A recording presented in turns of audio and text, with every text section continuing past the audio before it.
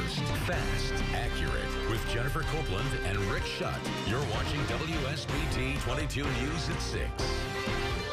And new at 6, should private colleges in Indiana have to release information about campus crime to the media? Now, a judge says no, but local lawmakers may push to change that. WSBT-22's Zach Crenshaw spoke with them. And Zach, this isn't a new debate. It's been going on for a long time, Rick, but with the recent ESPN lawsuit where the judge ruled that Notre Dame's police department records are not subject to public record law, the debate is heating up again. With more attention now being focused on sexual assaults on college campuses, more people are calling for transparency, including lawmakers.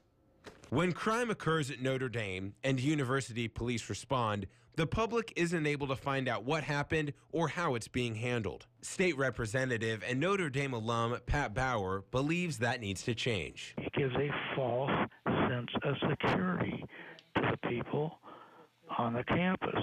And by the way, to the parents who send kids there. But Representative Ryan Dvorak, another Notre Dame alum, thinks the status quo isn't intentional. I don't think it was ever intended that those police forces not operate under the same public records laws that regular public police agencies have to. In fact, Dvorak says the current rules aren't ideal for either side.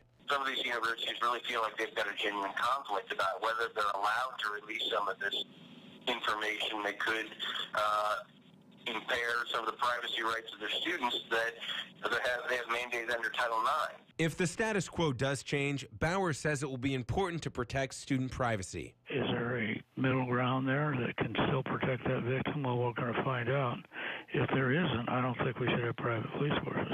Before any legislation is drafted, Bauer plans to work with private universities and colleges to come up with a solution that can be made into law.